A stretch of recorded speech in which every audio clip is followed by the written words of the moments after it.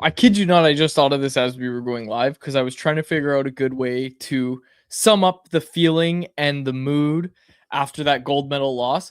Jacob, you might have to help me here. What's the line from Anchorman where he talks about sometimes you just have to drink a big glass of horse piss or something like that? Does anyone know what I'm talking about? Harm, you know what I'm talking about? I watched the movie, but I don't remember the quote.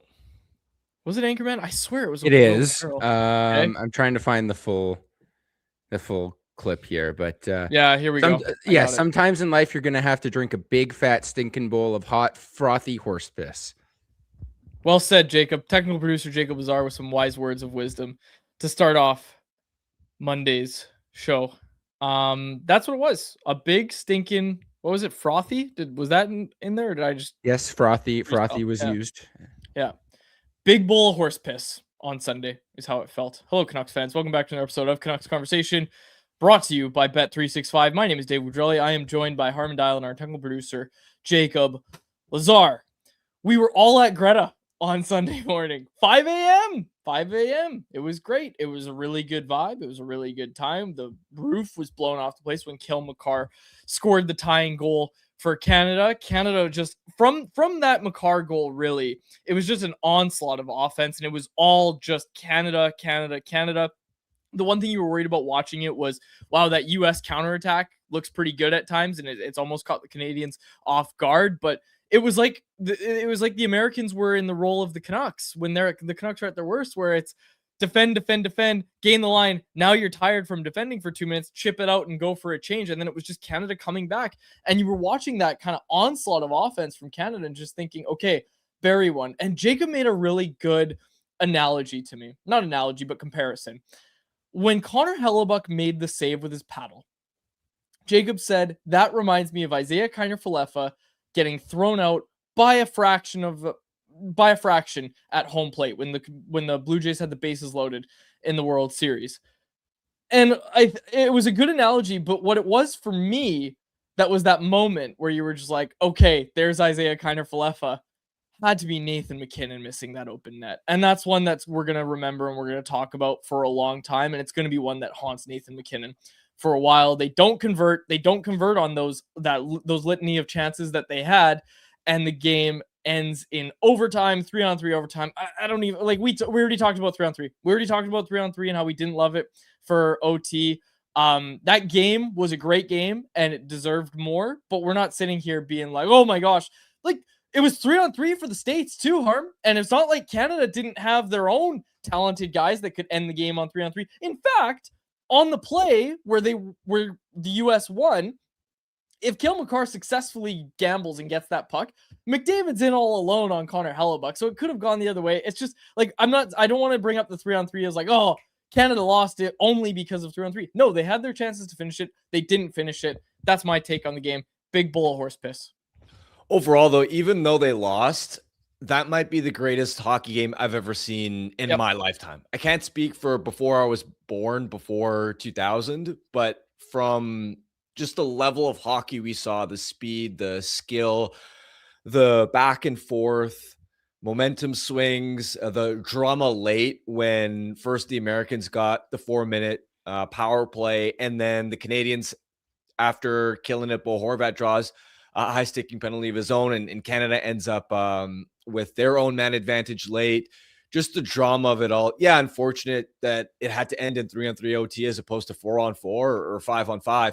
But just as a pure hockey product, I thought after Four Nations that the hype was so high that we knew this was going to be an instant classic, but I thought maybe it'll be hard for it to fully live up to it or to somehow exceed the hype. This exceeded the hype, even though it ended in heartbreak. So first of all, just wanted to appreciate how lucky we are to have seen a team with, I know Crosby didn't dress in this game, but a team at this tournament that had Crosby, McDavid, McKinnon, and Celebrini at the same time, and to have them go up against the best American team we've ever seen. I think that was great. Game itself, yeah, Canada dominated territorially. Whether you want to call it they got goalied or they didn't capitalize on their chances, You had the McKinnon wide open net, the Taves in front that Hellebuck stopped with his paddle, McDavid and Celebrini each with breakaways. But I'll go back to the minute 33 5-on-3 advantage that they had in the second period. A Canada power play that had been rolling throughout the tournament, and I know the U.S. penalty kill was perfect, and so it was the toughest penalty kill that Canada's power play had to face. But when you've got that much talent on it, you still expect to be able to come through, especially a minute 33 with a two-man advantage. And it's not only that they didn't score, they didn't meaningfully generate chances. The power play that they had late in the third period, they actually got a couple of better looks, in my opinion, than they did during that extended 5-on-3 sequence.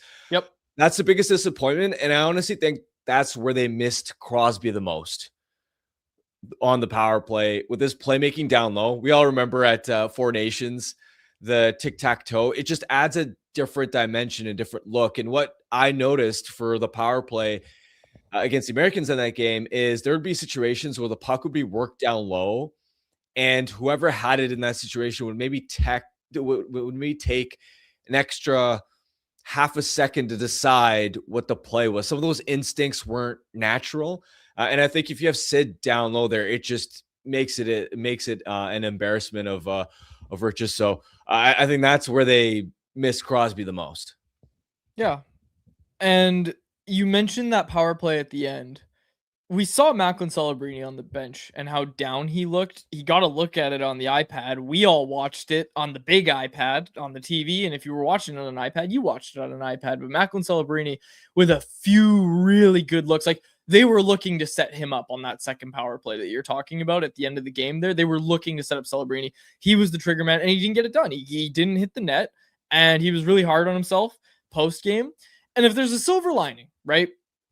I think it's that Celebrini was such a focal point of, I don't want to say why they didn't win, but if you ask him, like he's looking at it and the way he was talking post game, he's got that itch, right? Like he's going to have that bad taste in his mouth and he's going to be itching. I know it's 4 years away, but like Celebrini's going to be just like he was on this year's team. He's going to be a really big part of that team next year. So as much as pre-tournament as we talked about, the experience of Macklin Celebrini, getting to learn from Sidney Crosby, getting to hang out around this group of guys, in particular, like we said, Sidney Crosby, there's value in that experience for Celebrini too.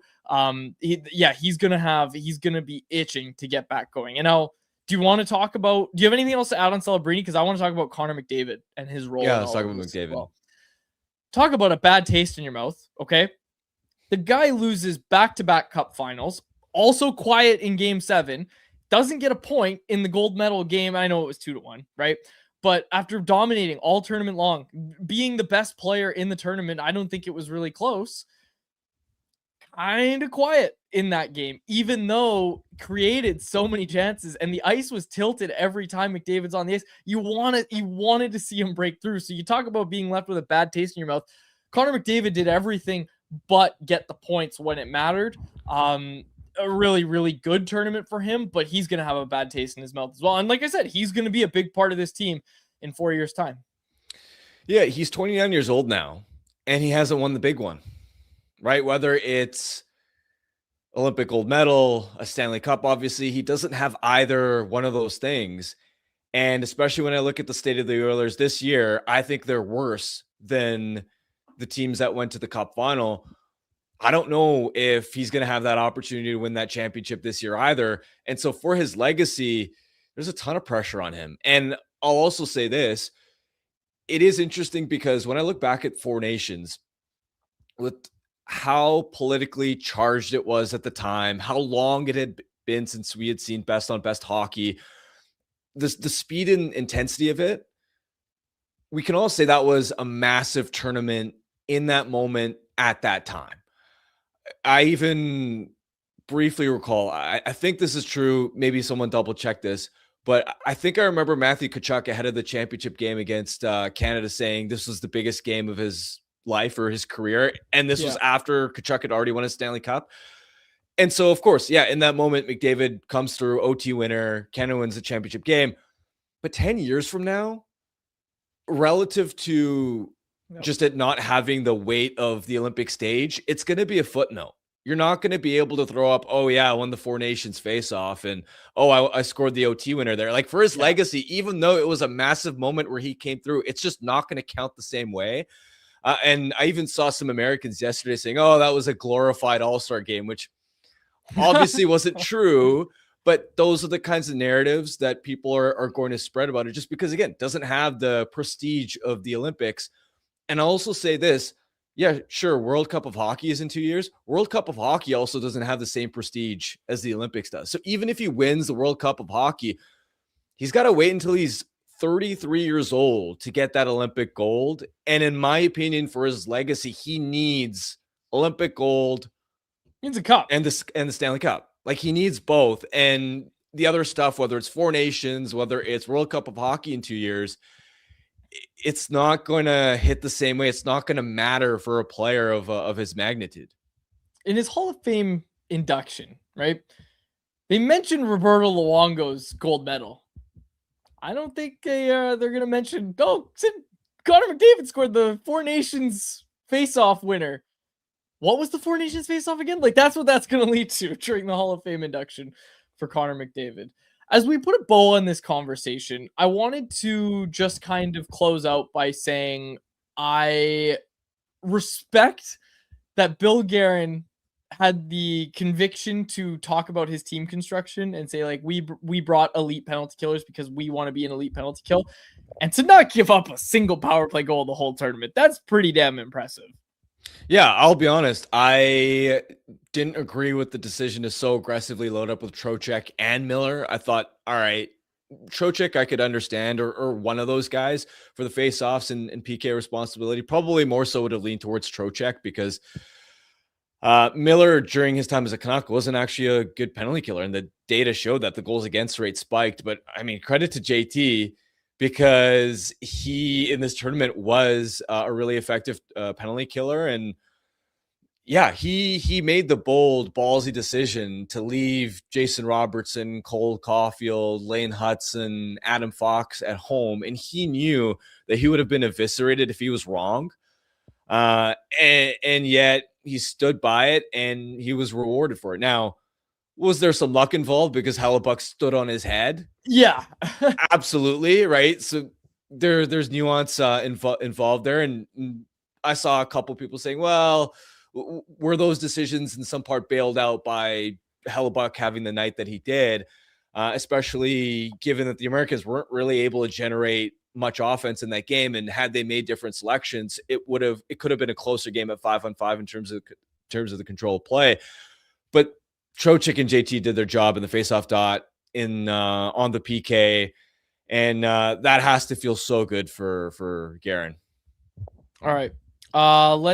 Before we continue, let's get to a Pacific Blue Cross ad read. All right. Win the ultimate Canucks road trip. Get Pacific Blue Cross travel insurance for your chance to see the Canucks on the road, complete with flights, hotel, lower bowl tickets, and more. No purchase necessary. Contest ends February 28th, 2026. Ooh, that's soon. Open to residents of BC only. Enter now at pacificbluecross.ca/Canucks. All right.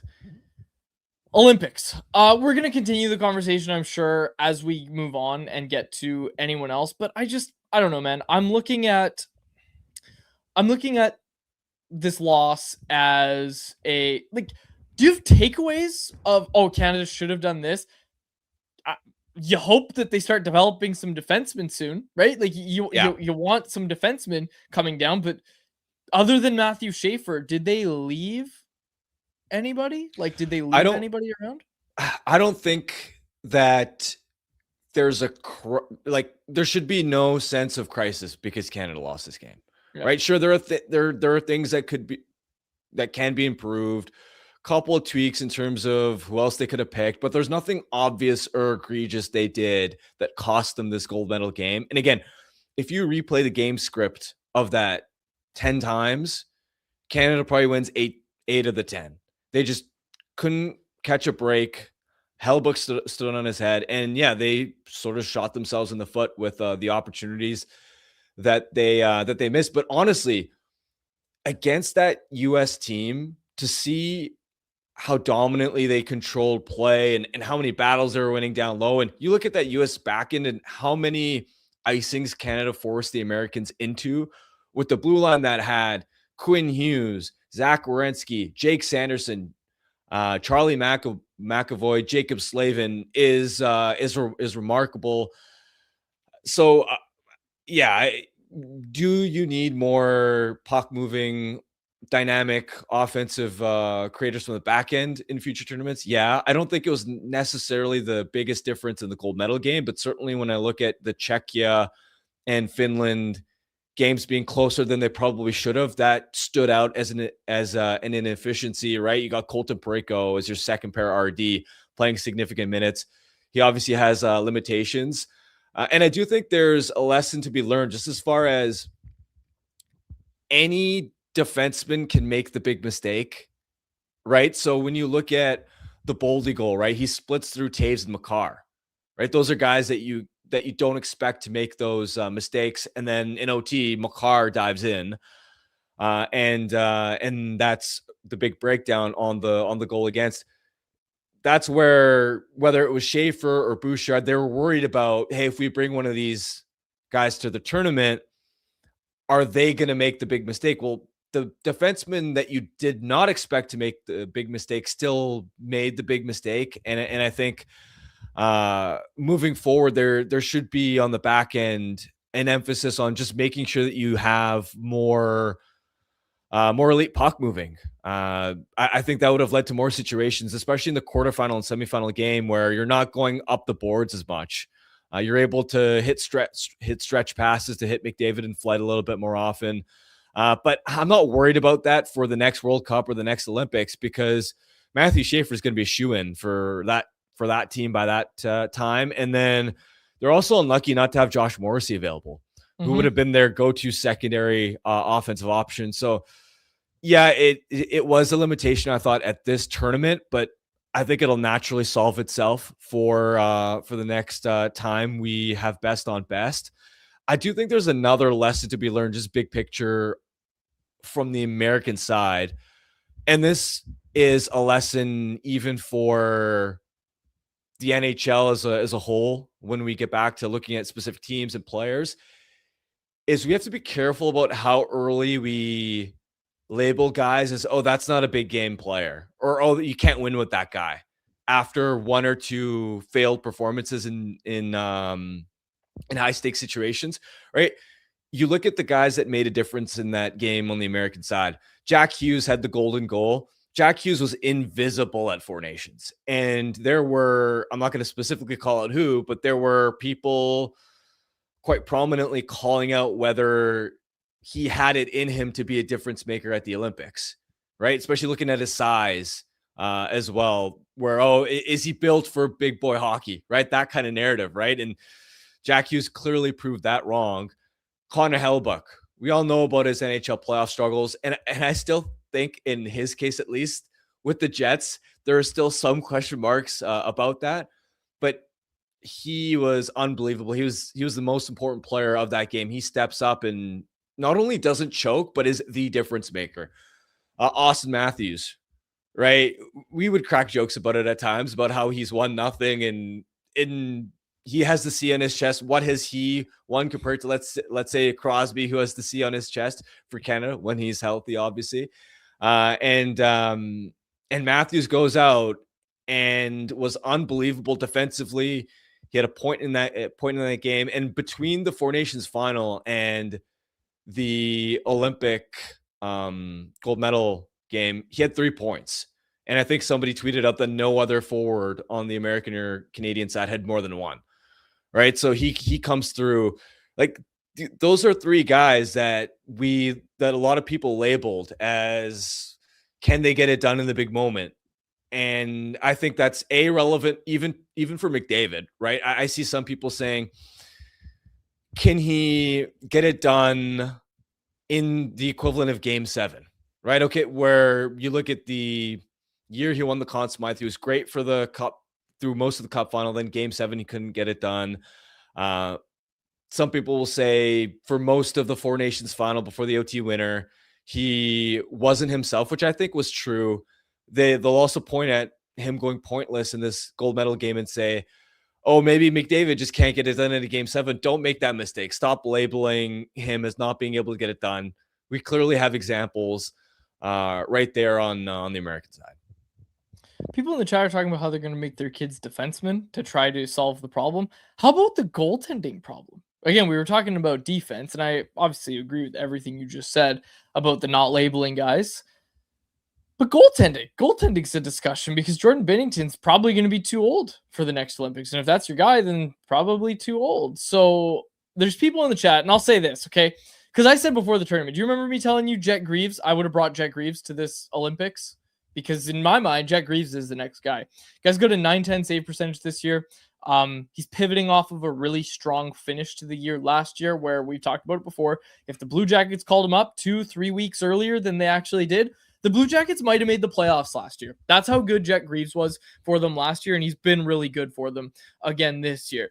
Now, I'm really high on like a guy like Sebastian Cossa and Joshua Ravensbergen, another name in the chat, but I always remind people when it comes to goaltenders, it's okay to get excited about a guy's potential, but you really do need to, before you're penciling guys in for the Olympics, it's not like a skater where you can bank on his first round talent. It's going to translate. You know what? The AHL is a big jump from junior, and the AHL to the NHL is another significant jump as well. And just because a guy, and now I'm talking about Cossa, not really Ravensbergen yet, but with Cossa, a guy who's put up really good numbers. Isn't he like a 938 or something in the AHL? I should have had this, but I'm kind of going off the cuff here. Let me see. 928 save percentage for Sebastian Cossa in the AHL. You got to see it translate to the NHL. You have to see it translate to the NHL before you're penciling guys in for Olympic consideration. In my mind, like Jet Greaves is going to be 29 at the time. He's 24 right now. 28 he'll be. He's 24 right now. Jet Greaves, in my mind, is if I was a betting man, he'd be the starter for Canada at the next Olympics. We've got 4 years, and while there aren't any obvious elite goaltending prospects outside of the couple names that you mentioned, the important thing to keep in mind is we see goaltenders that didn't have draft pedigree become some of the best puck stoppers in the world. Connor Hellebuyck is a 5th round pick. Yeah. Igor Shesterkin is a 4th round pick. What was Ilya Sorokin? I think he was a 3rd round pick. Gonna double check it. Yeah, he was a 3rd round pick. Medvedev. Now, of course, you also have guys like Vasilevsky who went in the 1st round, and sure, Spencer Knight was taken in the 1st round and has also developed himself into an upper echelon goaltender in Chicago this year. But the point being, this isn't like forwards and defensemen where if you look at the top point getters in the NHL, most of them are top 5 or top 10 picks, and it's rare to have Kaprizov like guys that were drafted in the mid rounds and become superstars. But that can actually happen a lot more frequently for goaltenders. But you're right. I mean, the Canadian goaltending pipeline is probably the biggest big picture issue for the program, even though obviously Binnington wasn't the reason they lost the gold medal game. Exactly. He actually, in fact, played really well. Yeah, exactly. I wanted to clarify that because there's some confusion in the chat, and I hope it didn't come across that way because I didn't mean for it to. Binnington was fantastic. Like, he was so good in that game. He's been good in the tournament. And honestly, I just, I'm not bringing this up because, goaltending's such a problem. It's just what's coming next, right? Like what's coming up next for Canada. Do you think Binnington's going to be there at the World Cup of Hockey? We'll see. I'm curious if Logan Thompson can continue taking the next step. And really just the more that Thompson can really fatten his resume as, I'm a top 10 goaltender in the league, the more you can trust that maybe he'll be ready to be the guy.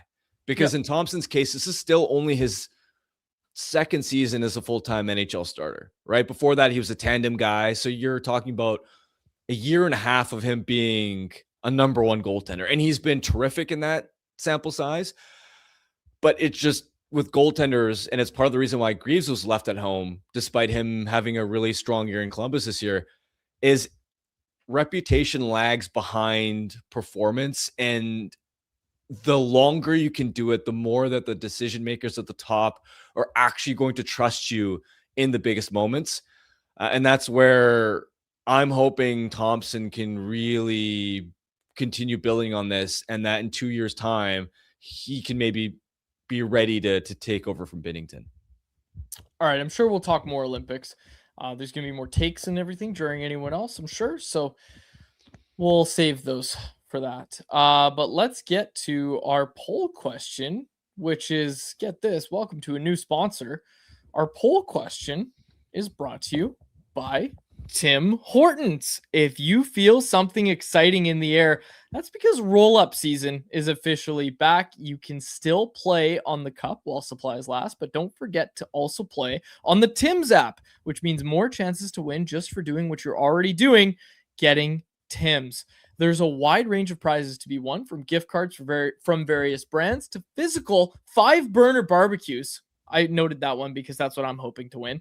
Roll-up season is only around until March 22nd, so don't wait until it's over to realize that you forgot to play. For more info, check out timhortons.ca/rollup. Roll up to win only at Tim's. All right, our poll question as we look ahead to the stretch run of the Vancouver Canucks season, it was, out of these options, what are you looking forward to the most down the stretch of the Canucks season? Tolopilo getting starts, a look at Marco Rossi, youngsters playing more, and our last option, I'll see you in June. All right. Leading the way is youngsters playing more with 36.7% of the vote. Thank God, too. That would have been awkward if the majority of our audience had said, no, I'll just see you in June. I ain't watching any more Canucks hockey. 34.4% did say, I'll see you in June. 24.3% said, I'll look at Marco Rossi. 4.6% said Tolopilo getting starts. For me, I'm kind of interested in all of these things. What's Tom Melander look like down the stretch? Zeev Buyam, he's been kind of up and down. He had a really hot, up first and then down kind of lately. Liam Ogren, there's a guy who's on a point streak. I know it's going to be hard to kind of come back and remember what was happening before we left, but Liam Ogren was playing some of his best hockey. He was among the Canucks' best skaters. He was seeing an increase in ice time. He was getting that time on the penalty kill. He was turning into a major bright spot for the Canucks. What's Liam Ogren look like down the stretch here?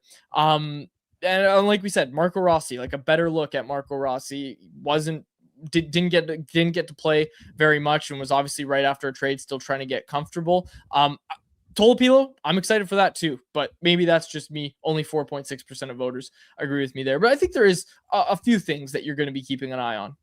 Yeah, I'm interested especially to see what Rossi can do. I'm trying to figure out what exactly he is away from that Minnesota environment where he was so frequently playing on a line with at least one of Kaprizov or Boldy. And this isn't new news. We've discussed this before, especially closer to when the trade actually happened. But when you have puck carrying, transporting, dynamic playmakers, true star level guys on the wing, it made Rossi's job playing down the middle a lot easier, where he just needs to use his intelligence to get open around the front of the net, be a great finisher for them, be responsible two ways. Whereas now in Vancouver, Canucks obviously don't have that caliber of winger for him to play with. And so can you be more of a play driver? And this is where, for Rossi, we know it's not just that he's small, but that he's average foot speed as well. Not that he's slow, but he's definitely not a burner. And there aren't many of those types of players that end up becoming full-time top six centers. So he's already an outlier to have put up a 60-point season in the NHL. And so now that you don't have the insulation, I'm curious how effective he'll be offensively. And even with Rossi, I know a lot of people have brought up, well, if you draft a Gavin McKenna or an Ivar Stenberg, is Elias Pettersson naturally the guy for that winger to play with? And I know we're getting really far ahead of things. Canucks have to be in a position to actually draft one of those guys in the first place. But Marco Rossi could be the center to play with them as well, just based on how much success he had with that style of playmaker and just his experience in that role. And Pettersson maybe being equipped a little bit better as far as driving his own line, even though he hasn't done it to a star level this season. I think with Rossi's big picture, when he was first traded here, we were saying, oh yeah, he's a second line center. But long term, I am curious. Sure, he's an average 2C now, but on a cup contending team, is he a 2C?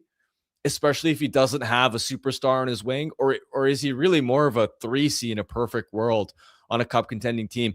I think those are still open question marks. I like the player a lot, but I'm just not sure after a 60-point season in Minnesota that he's still going to be that guy down the stretch this year and into next season, just based on him not having as much help here in Vancouver. And what a great time to try to figure that out. You got the stretch run, have a great finish to the season, right? That's what you're hoping for. I should also clarify, because I don't want to seem too down on the player. He's still young enough that he can take that next step as a play driver. This is his third full season in the NHL, right? He scored 60 points as a sophomore player. So should mention that it's not as if we're talking about a 27-year-old who is what he is at this stage. Yep, for sure. I wanted to also mention, because he would have been in this conversation as well, as we look at like what are you looking forward to down the stretch. Jonathan Lekkerimaki out with shoulder surgery that came out over the weekend, out for the rest of the season. We don't have an update on the timeline yet. I think the club did confirm Rick Dollywall's original report over the weekend that Lekkerimaki was out for the rest of the season with a shoulder injury, but we didn't have anything else. My understanding of this is that he's been battling it for a while. He's been playing through it, and it's one of those things where, not the exact same, obviously, but when Ilya Mikheyev was like, I can play through this injury, but when the season's completely gone, I'm going to go get it healed. Obviously, go get it surgically repaired, I should say. Obviously, a bit of a different situation for Jonathan Lekkerimaki because he's so much younger, and there's no such thing really as a lost season for Jonathan Lekkerimaki, or one where you're just like, whatever, I'll go get my surgery. Like, he didn't want to have to get shut down and not be able to finish the rest of this season.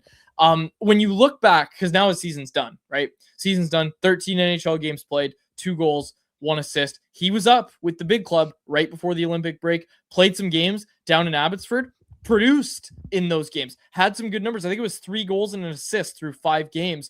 He finishes the year with 13 goals and 7 assists through 21 games, a really solid scoring pace, similar, even better than what he did last year when he was a really effective AHL producer. When you look at his season as a whole now, Harm, I guess as a whole, bit of hyperbole in there, but when you look at what Jonathan Lekkermaki's season ended up being, how are you going to look back on it and kind of what's next for him?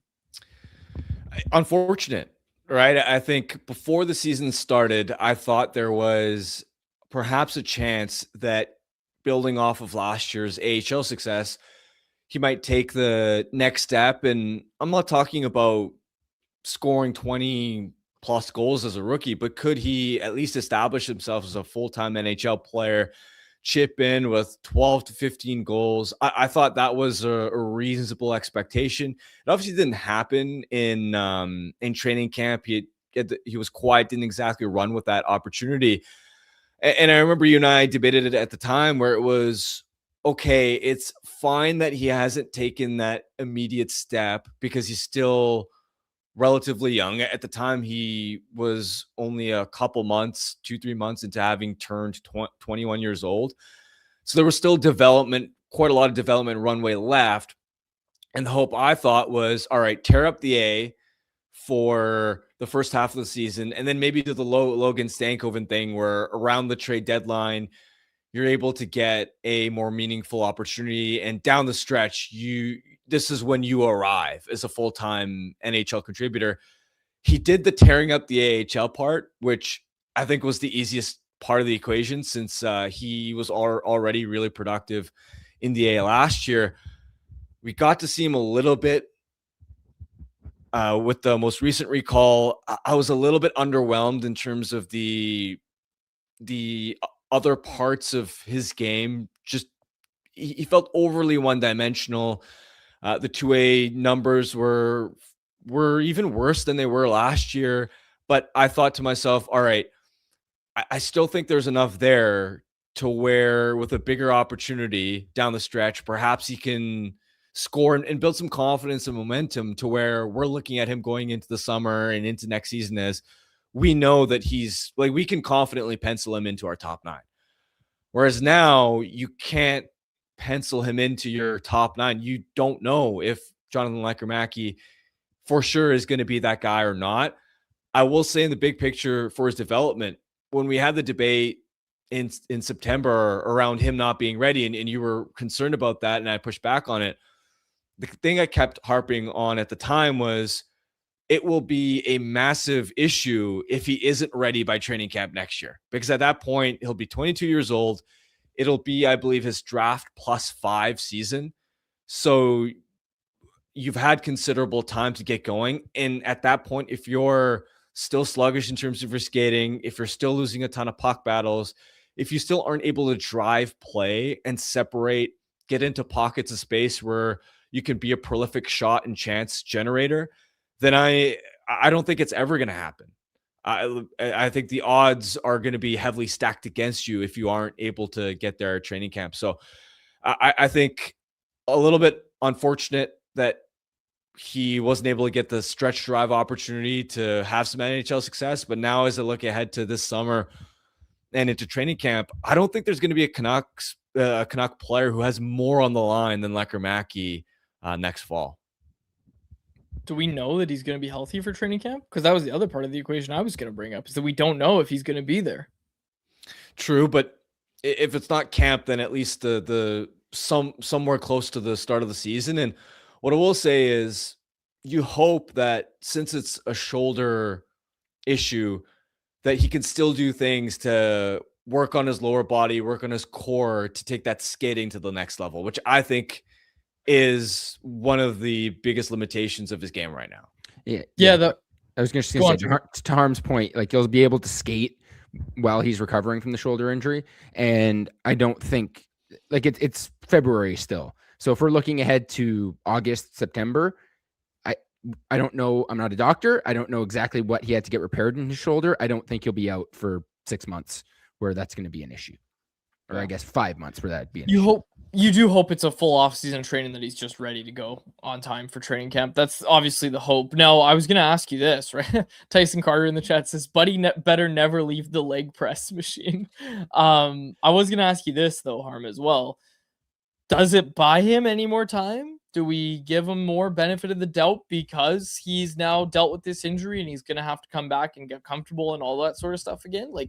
Okay, let's put it this way. Your original thing was what? If it's his draft +5 season and he's 22 years old and we're having this conversation next year, when you and I were on that patio in Penticton, we were having that conversation, right?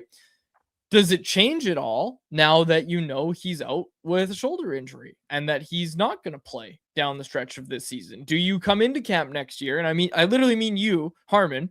Do you come into camp next year? And if I were to bring up the same thing, would you say, well, let's wait a bit because he just had shoulder surgery, so let him get comfortable? Because I actually think it's fair. Like, I think it's fair to say, yeah, let's give him a chance to get comfortable, and he's kind of lost out on some time here.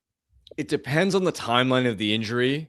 It depends on what we end up learning about how it impacted his offseason when he becomes 100% healthy, right? Where if he's 100% healthy by August, and we're talking about a player that still had all the opportunity to work on his skating, and it didn't take away from that part of progressing his game, then my expectations aren't going to change for training camp. I'm still going to expect him to be a difference maker. Now, if we enter a situation where he isn't able to properly shoot until deeper into the offseason than you would have expected, then all right, you temper expectations a little bit. But what does that buy you? It buys you maybe, a couple months of grace. It's not going to buy you a whole season worth of grace.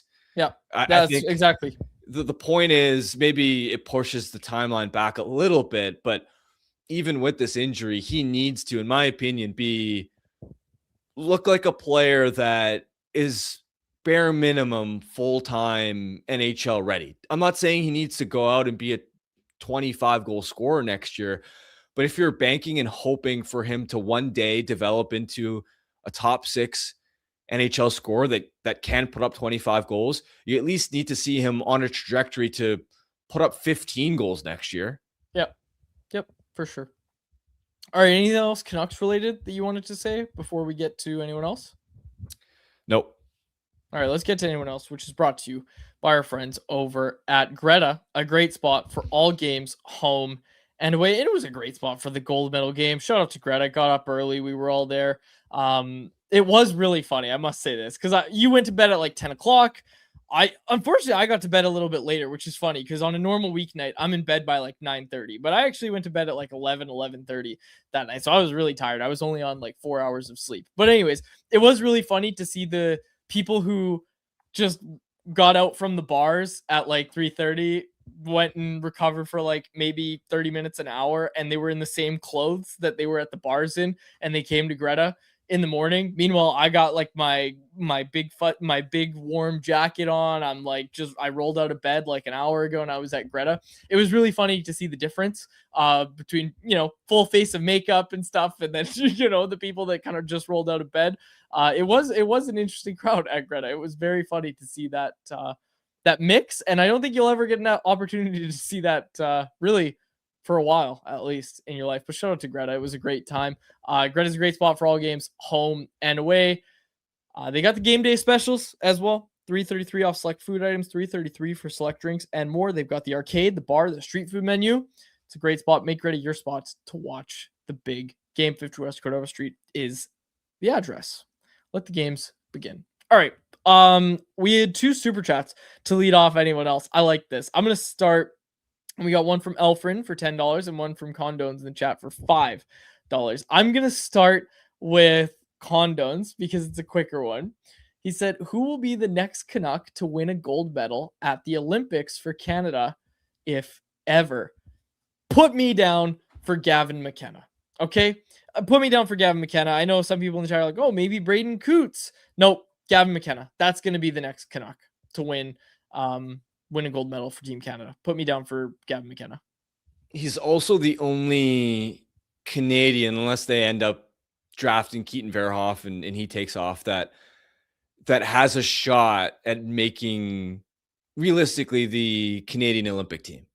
Yeah. Right. Like, put it this way, there's no one in the pipeline right now or on the current team that has any shot, because the question was win a gold medal at the Olympics for Canada, not win a gold medal in general. Yeah. It was for Canada. There's no one in the pipeline. Even as much as you might like Braden Coots as a prospect, look at the caliber of player that you need to be to make the Canadian team, where you got guys like Seth Jarvis on the fourth line. Bo Horvat was one of the last players to make the team. Yeah.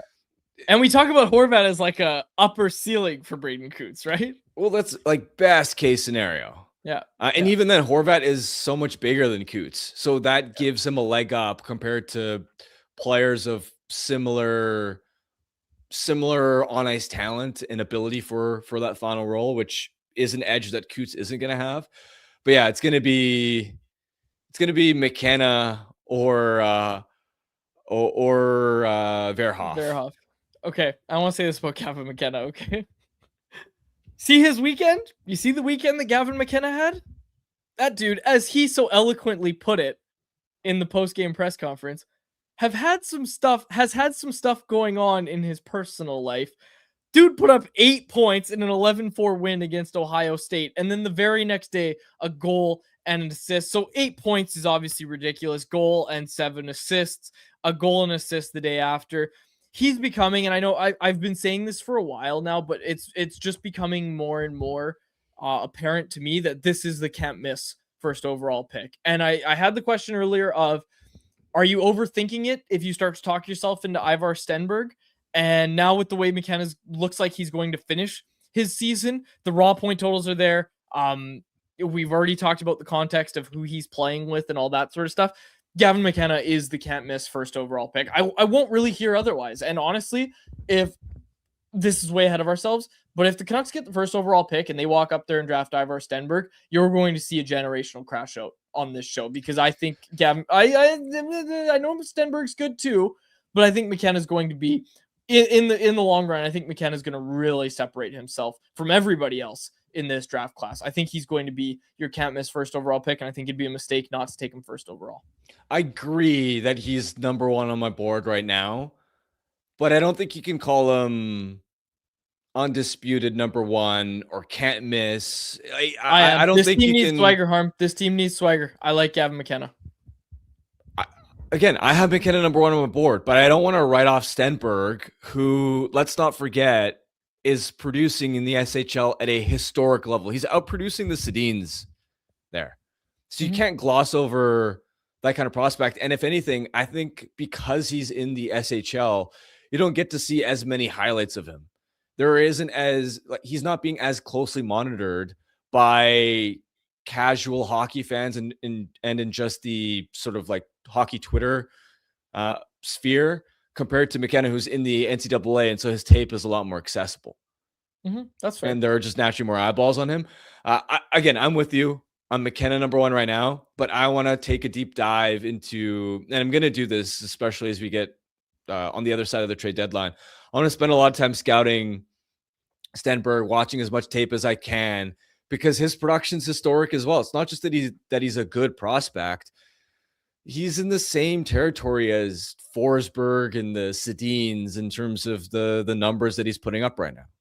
Yep, for sure. But I'll say this as well, okay? My last thing on McKenna, you know how for a while we were talking about, oh, well, he's not dominating NCAA hockey the way that Macklin Celebrini was.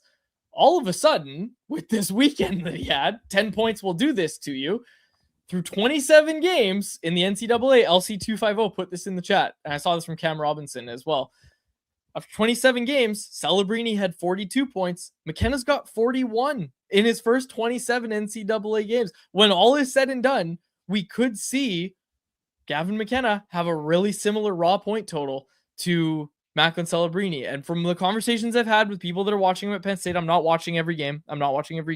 He is dictating the game in that way. He's getting to the inside. He's making things happen every time he's on the ice. He's not a perimeter player. He's driving play. Like, he is driving play for his team.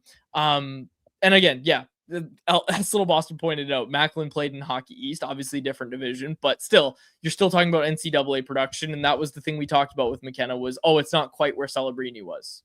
You know what I will say? I'm glad he's at least putting himself in a position to where you can't justify taking Tylen Lawrence over him, right? Before, let's say, especially in the heels of the World Juniors, there was some worry in the back of my mind that could the Canucks get infatuated with needing a center, and if they end up picking second overall, and you see a scenario where Stenberg goes one, could they pass on McKenna to take Tylen Lawrence because he's a center? And this isn't just a Canucks specific thing, where there are some prospect analysts, and I don't necessarily agree with them, that have Tylen Lawrence in their top three, right? I think Corey Pronman had him number one. I don't know if it was in his most recent ranking, but or if it was around his November ranking, but Lawrence at one point was higher than McKenna on Corey's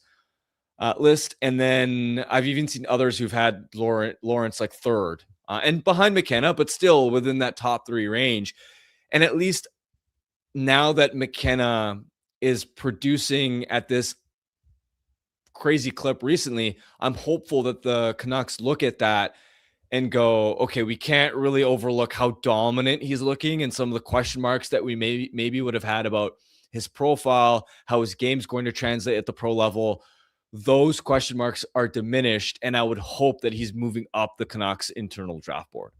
100% agree with you. 100% agree with you. He's sky high on my draft board. And again, this will be an interesting one, because we do have someone that does watch a lot of Ivar Stenberg, and it's Dave Hall, and he'll be joining us hopefully someday this week, and we'll be asking him. It's our normal tracker with Dave of where's the race for one, how's the position looking on these two players' seasons. Okay, I want to get this next super chat. It is from Elfrin Canuck in the chat. He said, would you trade Tolopilo and keep Kevin Lankinen, or trade Kevin Lankinen and keep Tolopilo? I emphasize, we cannot repeat a Shelov's 2.0 with Tolopilo. Just say we appreciate the super chat. If you want to make sure your question or comment gets on the show, hit us with a super chat. Proceeds from our super chat go to the BC Mental Health Foundation, changing the face of mental health and addiction by spring breakthroughs in care, public understanding, research, and knowledge exchange. The goaltending question, Harm. It's going to be a heavy dosage of Nikita Tolopilo, and I brought up Liam Ogren as a guy who, before the before the Olympic break, was looking pretty damn good. Nikita Tolopilo's in that conversation as well, expecting a heavy dose of Tolopilo down the stretch, if not getting more starts than Lankinen, splitting starts with Kevin Lankinen, I think, is what they absolutely should be doing, because you'd like to know what you have in Tolopilo for the reason that Elfrin just brought up. Yeah, I think the issue is you're unfortunately handcuffed to Lankinen and Demko beyond the season, in my opinion, based on the contracts they have. Not only does Lankinen have a full no movement clause, but this is a player with 4 years left after this one at a $4.5 million cap hit, 30-year-old goaltender who has an .876 save percentage right now. And again, I know the defensive environment, I've been the first one to say it, defensive environment makes his numbers and play look worse than it actually has been. But there's no dancing around the fact that even with all that in mind, he hasn't been playing his best hockey this year. And I think there just wouldn't be much of a market. Put it this way, even if there wasn't a no movement clause attached to that contract, I'm not sure how much of a market or appetite there would have actually been for Lankinen's contract. Let me put it to you this way. If you're a team that is looking for a goaltender right now, you're bound for playoffs. By the way, I don't know how many teams are in desperate need of a goaltender right now anyway. But even if there was, would you not instead just call the Blues and ask them if Jordan Binnington's available? Because Binnington, he has a year left on his contract after this season, right? So much shorter term, $6 million cap hit. It's only slightly higher. And you could try to see if the Blues are willing to retain, let's say, $1 million on that to bring it down a little bit to the $5 million range, similar to, let's say, what the Devils asked for when they acquired Markstrom. And Binnington is a guy that's won a Stanley Cup. And I know he's having an awful year in the NHL this year, but he's at least got the pedigree and the big game experience and the clutch factor and the intangibles that would make a team in need of a goaltender more likely to believe that he could maybe fix things and bounce back on our team and lead us to a playoff run. So I don't think the Canucks have an escape on the Lankinen front right now, to be honest. I'm going to throw you one out there, okay? Everything you said is right. I'm more throwing this out. Tristan Jarry, 12-team no-trade list. They're not doing it. Come back to Surrey. Beautiful Surrey, British Columbia, right? He lives in Edmonton now. Also worth mentioning that. But he's born in Surrey. Come on down. You do Lankinen for Jarry. Lankinen waves to go to Edmonton. Jarry's played 11 games for Edmonton. I think it's gone pretty poorly. .870 save percentage so far. Doesn't get them where they want to go in the playoffs, Harm. They're looking to make a switch. Yeah, they might want Jordan Binnington. They might not like that price tag, though. What's it going to cost to get Kevin Lankinen coming off a down year, right? One less year for the Canucks. Edmonton saves some cap space because Lankinen's got a lower cap hit by, I think, just under $1 million or right around $1 million. Saving some money. And there's less commitment for the I know you're trying to bait me, and I'm not taking the bait. I know that you're not serious about this take, and that you're half joking. This is I'm not taking the bait. I'm not taking the bait. I'm half joking, but why is that a crazy thing? You don't want to lose Tolopilo. You can send Jarry down. It's a crazy idea for why Edmonton would do it. What do you mean? They don't like Tristan Jarry. I just told you that. They don't like Tristan Jarry. I'm saying not going to give up on Tristan Jarry after 11 games. Whoa. I'm talking about the offseason. This is after he disappoints them in the playoffs. And you think Kevin Lankinen will be the best option and will be an upgrade? They thought Tristan Jarry was an upgrade on Stuart Skinner. I think they'll think that Kevin Lankinen could be an upgrade. Based on what? His .876 save percentage this year? No, what he did last year on a good team. Or excuse me, on a bad team. No, stop it. You're baiting me. You're baiting Look, me. I don't see it. I don't see it, man. I don't see it. If it's someone in the chat, PNW Prospects said, I'm into that, Quads. It takes away some money from management and free agency. That's not why I'm throwing it out there. That's not why I'm throwing it out there. But let's get back to the original question, okay? Do you have to trade Tolopilo? You just said it. You got to keep Kevin Lankinen. So what do you do with Nikita Tolopilo? You keeping 3 goalies on the roster next year? Oh, that's a good question. You might. Yeah. You might. I think that might be the move. Because sure, Demko is expected to be healthy by camp, but how long is he going to be healthy for? Yeah, when one of your goalies is Dasher Demko in this year, 2026, you're keeping 3 on the roster. I think that should be the take. Yeah, and I know it's inconvenient, but it's been done before. Buffalo carried around 3 goalies for a long time, and there was chatter earlier about, could Alex Lyon be the guy that they, even though he's technically our starter on paper right now, that we have to move just because they also had Devin Levi and Ukko-Pekka Luukkonen in the NHL at the time, and then they pivoted. And then basically Lyon just went on a tear, has become their undisputed number 1. They figured it out. There have been other situations of the last couple of years where teams in specific circumstances have carried 3 goalies on their roster. It's not ideal. The goalies don't love it. But this is one of those extreme scenarios where 3 goalies, I think, makes sense, especially if there isn't going to be much of a market for Tolopilo in the offseason. I will say he should get an opportunity to prove what he is, not only to the Canucks, but to the rest of the league, have an opportunity to build up his trade value as just another option. And I know you're in agreement with me on that. Yeah. All right. Do we know, hold on. Just before we move on, Quads, like, Harm, do we know how the new e-bug system is going to play into if teams can even carry 3 goalies? Because you have to have a designated e-bug that travels with your team starting next season, and they can only play if you have multiple injuries or illnesses within 24 hours of game time. I just looked it up. So you have to have your e-bug designated 24 hours before a game. So, like, in theory, the way I understand it is you have to, it can't be someone that's already on your roster. You have to, like, sign someone for this role. And I don't know if you would even be allowed to carry a 3rd goalie now that they're making this change. I haven't seen anything about that. So who knows? Like, that new rule might actually play into whether Vancouver can even do that. Okay, perfect. Yeah, you might be able to have a more formal practice squad, but you're going to still be able to have 3 goalies. There's nothing in there that says you can't have 3 goalies. You just still have to have the e-bug, even if you have 3. So theoretically, there could be four goalies on your plane. Yeah. Now, if that's the case, your e-bug's never playing because you've got 3 guys. But yeah, so for those of you who don't know, like, the NHL is changing it so you can't have, like, Zamboni drivers or beer leaguers being e-bugs. You have to have an e-bug on your roster who travels with the team. And the rules with the e-bug, there's 3 big things for eligibility. Can never have played an NHL game.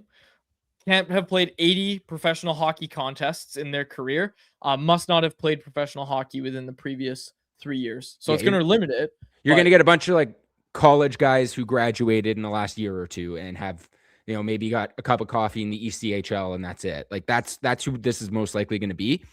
And that role now is obviously just so that you don't have, they want it to be a more professional system, right? They want, if there's an e-bug sitting on a bench to back up, they don't want the whole spectacle of the game being, is this 46-year-old Zamboni driver going to get into the game, right? They just say, here's a 26-year-old who just played 4 years of college hockey. He's backing up. You don't have to have an emergency call up from the AHL, which screws up all your goaltending. And I think it's just going to make things a little easier and less distracting going forward. Yep, for sure. All right. Anything else from either of you? I'm good. All right. Yeah, people have takes on who should go third overall if they miss Stenberg and McKenna. I don't want to talk about that. Jacob, can you run the Tankathon simulator? I was just gonna say I've got it up and ready if we want it. Let's do it. Yeah, run it. I think honestly we might as well wrap up anyone else every day with it until we actually get to the draft. I'm good with that. And keep a final tally. Yeah, let's do it. We'll see. Do it. All right. Here we go. Simming the lottery, and the Calgary Flames move up to number third 1 overall. And the Canucks drop to number 3. This is a nightmare scenario. I'm sorry. I don't want to do this every day. I literally don't. We have to. We have to. This is great content. It down, Jacob. Yes, I will keep track of like where Vancouver finishes in all of them, and then who ends up with first overall most often. Like that's what I'll track. So there we go. All right. Well, that sucked. New Family Feud survey is out. People said it's really difficult this week, so thanks for that, Jacob. Go fill it out, folks. We need 100 responses, and on Thursday, we'll get back to our regularly scheduled programming of playing Canucks Conversation Family Feud. But we'll get to our Bet365 bet of the day now as we get ready to close out today's show. NHL hockey is not yet back. MLB spring training. I'm just kidding. I'm not doing spring training bets. I don't know who's playing for who. Let's go to a sport I know. Basketball, the hardwood. Oh my gosh, look at this. San Antonio Spurs taking on the Detroit Pistons. San Antonio Spurs are away fate underdogs at plus 105. We're taking Spurs money line. Wemby gonna get it done tonight. Plus 105. You can get Spurs money line over at Bet365. Whatever your bet is, it's never ordinary at Bet365. Download the app and get on the game. Use the code NATION at Bet365. Must be 19 plus to play. If you choose to play, please play responsibly.